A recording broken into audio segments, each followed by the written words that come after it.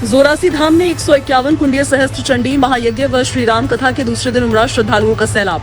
नारनौल के नजदीक जोरासी धाम में चल रहे 151 कुंडीय सहस्त्र चंडी महायज्ञ एवं भव्य श्री राम कथा के दूसरे दिन धार्मिक उल्लास अपने चरम पर नजर आया। श्री राम कथा श्रवण के लिए हजारों की संख्या में श्रद्धालु जोरासी धाम पहुंचे और पंडाल पूरी तरह श्रद्धा से सराबोर दिखाई दिया। श्री राम कथा के दूसरे दिन मंच पर सबसे पहले जगतगुरु स्वामी श्री राम भद्राचार्य जी का आर्यवर्त सेवान्यास के संस्थापक विनीत पिलानिया एवं उनके पूरे परिवार द्वारा विधिवत पूजन कर भव्य स्वागत सत्कार किया गया। इस अवसर पर विनीत पिलानिया के गुरु पश्चिम पीठाधीश्वर शेष मठ सिंगड़ा कौशलेंद्र मठ के पीठाधीश्वर जगतगुरु श्री रामानंदाचार्य स्वामी श्री वैदेही वल्लभ देवाचार्य जी महाराज जोधपुर भी मंच पर विराजमान रहे। कथा वाचन के दौरान जगतगुरु स्वामी श्री राम भद्राचार्य जी ने भगवान श्री राम के जन्म प्रसंग का अत्यंत भावपूर्ण और सुंदर गुणगान किया। कथा सुनकर श्रद्धालु भाव विभोर नजर आए और पूरा पंडाल जय श्री राम के जय घोष से गूंज उठा। आज राम कथा में आप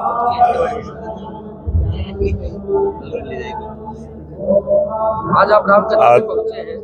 आज ये नारनौल की पावन पवित्र भूमि पर जो राम कथा का आयोजन और जगत गुरु शंकराचार्य राम भद्राचार्य के मुखारबिंद से जो सुनने का मौका मिलेगा, और जैसा लोगों ने बताया 40 वर्ष के बाद इस प्रकार से राम भद्राचार्य जी के मुखारबिंद से यहाँ सुनने के लिए जो भारी संख्या में जो लोग आए हैं, और आज पूरा राम कथा का आनंद सभी लोग लेंगे और एक भव्य आयोजन हुआ है। और भव्य आयोजन करता पूरी टीम का भी मैं धन्यवाद करता हूं कि आज इस प्रकार का आयोजन बहुत अद्भुत तरीके के साथ और इतना भव्य तरीके के साथ इतनी व्यवस्थाएं, सब प्रकार की व्यवस्था यहाँ की गई है।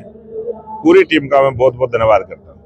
इससे पूर्व जगतगुरु स्वामी श्री राम भद्राचार्य जी के उत्तराधिकारी आचार्य रामचंद्र दास जी ने मंचीय व्यवस्था और आयोजन की भव्यता की खुले दिल से प्रशंसा करते हुए आर्यवर्त सेवान्यास के संस्थापक विनीत पिलानिया को साधुवाद दिया। उन्होंने कहा कि विनीत पिलानिया जी ने नारनौल में मानो फिर से कुंभ का आयोजन कर दिया है। जो श्रद्धालु पिछले वर्ष कुंभ में नहीं जा सके, वे जोरासी धाम आकर कुंभ जैसा आध्यात्मिक अनुभव प्राप्त कर सकते हैं। हम नारनौल शहर के वासियों के लिए, इस इलाके के लोगों के लिए बहुत बड़ा सौभाग्य है कि आज देश के महान संत परम पूज्य श्री राम भद्राचार्य जी महाराज और तमाम बहुत उच्च कोटि के संत हमारे शहर में नारनौल में पधारे हुए हैं, और उनके श्री मुख से हम लोग श्री राम कथा सुनेंगे। यहाँ के लोग पवित्र होंगे, बड़ी खुशी की बात है। ऐसे आयोजन होते रहने चाहिए। हम नारनौल की तरफ से, अपने इलाके की तरफ से परम पूज्य गुरुदेव का और आए हुए सभी महान संतों का बहुत बहुत हार्दिक स्वागत करते हैं, अभिनंदन करते हैं। कार्यक्रम में हरियाणा के कैबिनेट मंत्री राव नरवीर सिंह विशेष रूप से पहुंचे। वहीं नारनौल से भाजपा विधायक एवं पूर्व मंत्री ओम प्रकाश यादव ने कहा कि यहाँ शुद्ध रूप से श्री राम कथा का प्रवचन हो रहा है। ये हमारे क्षेत्र का सौभाग्य है कि इस भव्य आयोजन के लिए इसी भूमि का चयन हुआ। भगवान की विशेष कृपा है कि स्थानीय लोग यहीं बैठकर जगत गुरु स्वामी श्री राम भद्राचार्य जी के मुखारबिंद से श्री राम कथा का रसपान कर पा रहे हैं। जी, राम कथा का कार्यक्रम चल रहा है, कैसे देखते हैं? आज जोरासी में जो 24 तारीख से लेकर और 30 तारीख तक जो विराम जो कार्यक्रम हो रहे हैं, इसमें मैं आयोजकों का मैं बहुत बहुत धन्यवाद करता हूं कि हमारे इस क्षेत्र में महान जो साधु हैं उनके दर्शन हुए। और मेरा महेंद्रगढ़ जिला से लगभग सभी गांवों से, सभी जनप्रतिनिधियों से मेरा निवेदन है कि अपने अपने गांव में मुनियादी करा करके इस कार्यक्रम में ज़्यादा से ज़्यादा लोगों को यहाँ भेज करके इसकी शोभा बढ़ाने का काम करें। महायज्ञ एवं राम कथा के दौरान लोकसभा सांसद चौधरी धर्मवीर सिंह भी पहुंचे और उन्होंने आयोजन की सराहना की। राम कथा में प्रतिदिन वीआईपी अतिथियों का आगमन जारी है। अब तक भाजपा प्रदेश अध्यक्ष मोहनलाल बडौली, कांग्रेस प्रदेश अध्यक्ष राव नरेंद्र, कैबिनेट मंत्री राव नरवीर सिंह, पूर्व शिक्षा मंत्री अभय सिंह यादव, नारनौल विधायक ओम प्रकाश यादव एवं पूर्व विधायक सीताराम यादव सहित कई प्रमुख नेता एवं गणमान्य व्यक्ति कार्यक्रम में शिरकत कर चुके हैं। जोरासी धाम में चल रहा यह महायज्ञ श्री राम कथा क्षेत्र में धार्मिक, सांस्कृतिक और आध्यात्मिक चेतना का नया संचार कर रहा है। राम कथा का आयोजन बराबर चल रहा है, किस तरह देख सकते हैं? देखिए, यह भूमि, यह क्षेत्र नारनौल का, इसका पूर्व जन्म का धर्म का भाग्य उदय हुआ है। भाग्योदयो न बहुजन्म समर्जितेना, श्रीमद् भागवत में जी में कहा गया है। आज इस क्षेत्र का यह सौभाग्य है।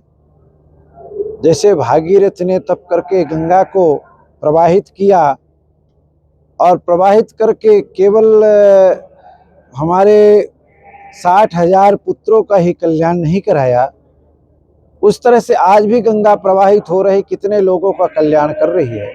ऐसे हमारे प्रिय शिष्य विनीत जी ने इस कार्यक्रम को संकल्प लेकर के इतना सुंदर से गति और विस्तार किया है। मैं दिल से पहली बात तो अपने प्रिय शिष्य को आशीर्वाद देता हूं और इनके लिए शुभकामना करता हूं और इस क्षेत्र वासियों से यह आग्रह पूर्वक आमंत्रित करता हूं। कुछ लोगों के अंदर एक मानसिकता का दुष्प्रचार फैला है कि विनीत जी ये कार्यक्रम करा करके राजनीति करना चाहते हैं अथवा राजनीति क्षेत्र में जाना चाहते हैं, तो उनकी गति उनकी मति को मैं आपके चैनल के माध्यम से स्पष्ट करना चाहता हूं कि विनीत जी का हमारे किसी प्रकार का कोई राजनीतिक क्षेत्र और इनका कोई मन नहीं है।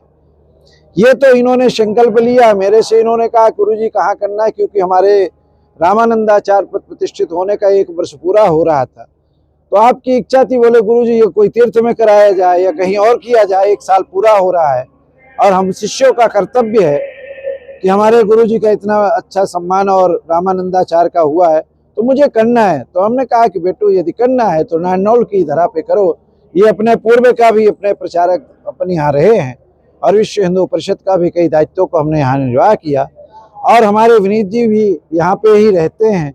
यद्यप देखिए 15 किलो दूर इनका मीटर में इनका गांव है, ये चाहते तो गांव में भी करा सकते थे, पर मेरे आदेश का इन्होंने पालन करते हुए नारनौल की और इस खाटू श्याम के प्रांगण में जो राशि में इन्होंने इस कार्यक्रम को रखा।